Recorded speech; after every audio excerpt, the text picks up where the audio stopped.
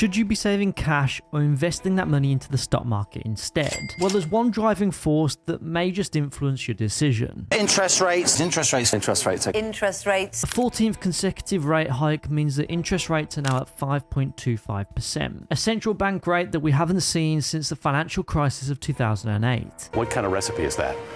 Overall, that's a recipe for a recession. It's had huge drawbacks for borrowers, with the cost of living crisis spiraling out of control, which has ultimately put the biggest squeeze on people's finances in decades. Michelle Saunders and her partner Andy Frost can't afford the supermarkets anymore. There could be a jump in a monthly payment of £372. The numbers of young people struggling with high rental costs is now said to be at a 5-year high. The result of which being many are finding themselves in very difficult circumstances. Now, whilst it certainly created some vulnerabilities in some areas of the population, for the savers out there, it's actually been one of the biggest opportunities to actually grow your money over time, thanks to high yield savings accounts, which are offering rates up to 7.5%. But are savings accounts actually the most attractive place to put your money right now in order for it to go up in value? Because after all, the stock market has been a pretty good wealth creator in the past too. Well, let's discuss.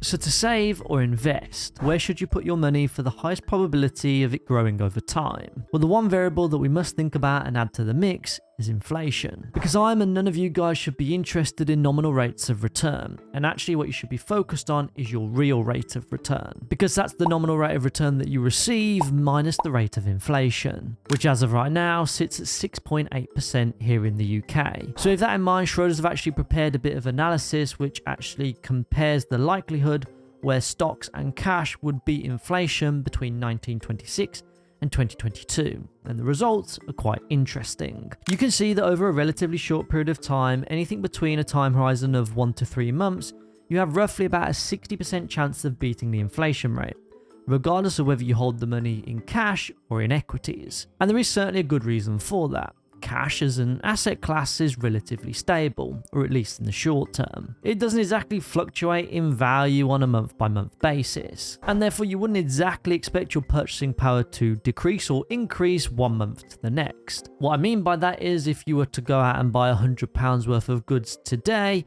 you should still be able to buy that same £100 worth in goods a month or 3 months from now. And whilst of course stocks are certainly more volatile in nature and can certainly fluctuate on a day-by-day basis, over shorter periods of time they provide a relatively similar likelihood of beating inflation. However, where things take a turn is anything beyond about a 12-month time period, where the disparity grows massively. And this is where, because of inflation, cash becomes a far less attractive investment. In any 20-year period in the last 94 years, cash has only outperformed inflation 2/3 of the time. And over the past 15 years with super low interest rates, holding cash has certainly not provided you with any real rate of return. Whereas equities, on the other hand, over a 20-year period have provided a 100% likelihood that you would inevitably beat the rate of inflation. That's cool. And that's despite the fact that we've seen some major market downturns along the way. 13 times, in fact, we've seen the stock market actually fall in value by 20% or more in the past 50 years. But regardless, investing in equities ultimately is still one of the greatest ways to increase your wealth over time, especially over the long term. Tell them to bring me my money. Whereas holding cash, the story is obviously quite different, where your real wealth, if you like, could potentially decline in 1 out of every 3 years. So what does that likelihood look like when we actually translate it into what a real rate of return would be? Because ultimately, that's the most important thing that all of us are interested in. How much money can we make from saving versus investing? Well, here's the data that looks at large cap stocks, small cap stocks, long-term government bonds, intermediate government bonds, and cash. Now, over the past 94-year period, all asset classes actually provide a positive rate of return. Cash admittedly performs the worst and has barely provided a positive return on investment. And I assume this data accounts for the most optimal savings accounts being used at any given point in time. Bonds, on the other hand, you're looking at a 2% rate of return. Small caps have actually provided the highest rate of return of 8.5%, with large cap providing returns of about 7%. However, when we look at shorter time horizons, the results are actually quite different. In the past 5, 10, and 20-year periods, actually the only two asset classes that have provided a net positive return on investment after inflation has been accounted for is large and small cap stocks, with 10-year average returns of 10% per year, which is absolutely phenomenal. Turning down free money. Who turns down free money? And would actually mean using the rule of 72 that your money would double at this rate of return every 7.2 years. Whereas cash and even bonds in the past 5 years or so have actually provided a net negative rate of return. And if you did hold all of your money in cash, well, that cash would have devalued by 2.5% per year in the past 5 years. So cash is of course okay to meet your short-term savings goals, but over the long term, it's certainly not the best investment to make. Cash is trash. Now, as we've certainly seen from the data, a personal finance strategy to earn money to then just save it and do nothing else with it is certainly not enough in order to grow your wealth over time. In actual fact, this strategy will 100% guarantee that you become poorer over time rather than richer. I'm poor now.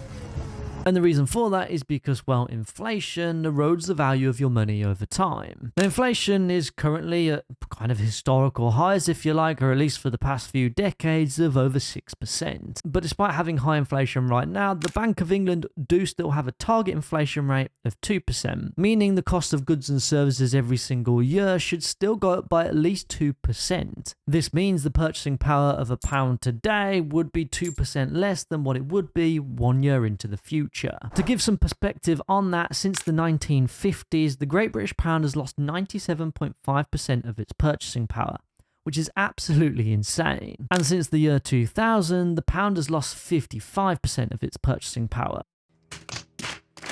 So cash is a pretty terrible investment, nearly as bad as some of the shitcoins that we saw pop up during 2021 and 2022.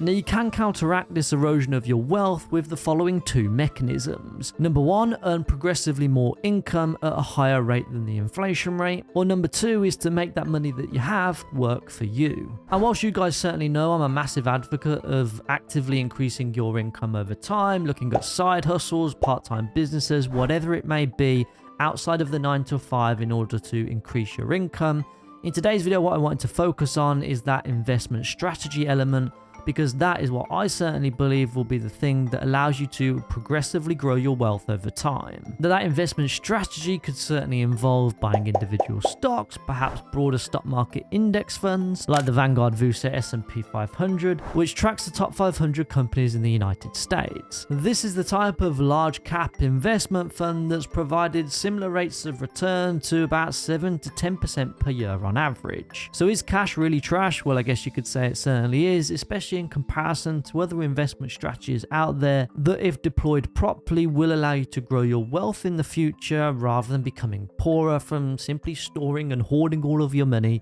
in a savings account.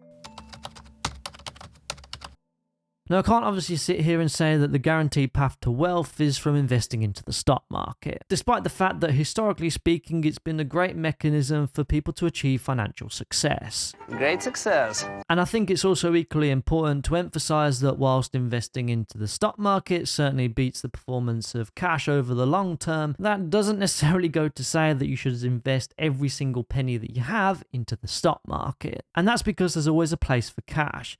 There's a general rule of thumb in the personal finance community that having a 6-month emergency fund in place should be your absolute number one priority. And yes, those cash savings will erode over time with inflation. And yes, you will have to continue to top up that savings amount as kind of bills and mortgage rates potentially continue to rise. But once you have it in place, it buys you financial security, which investing into the stock market certainly won't give you. So we've talked about rates of return in the stock market. So now let's talk about some of the rates of return that you could potentially expect to achieve from just having your money in a plain old savings account. So let's take a look at some of the options over on moneysupermarket.com. You've got a couple of different options. You've got the instant access saver accounts where you can access your money at any given point in time. And you've got the cash ISAs, which are a little bit of a mix in terms of the terms associated with them. Here's a couple of examples to bring this to life. For a cash ISA on moneysupermarket.com, we've got rates of up to 5.71% for a 1-year fixed rate ISA,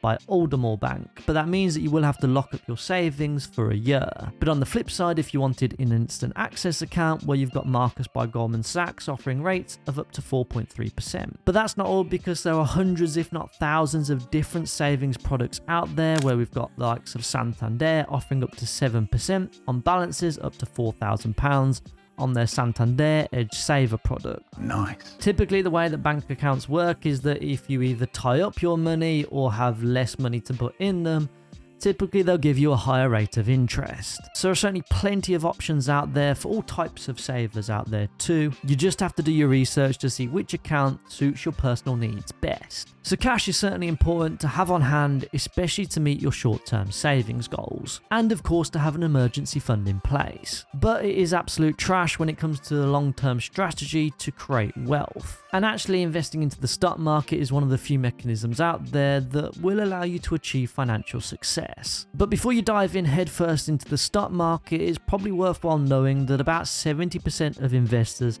actually lose money when investing. So if you want to be in the top 30% who don't lose money, then be sure to check out that video next. And with that being said, I'll see you over in the next one.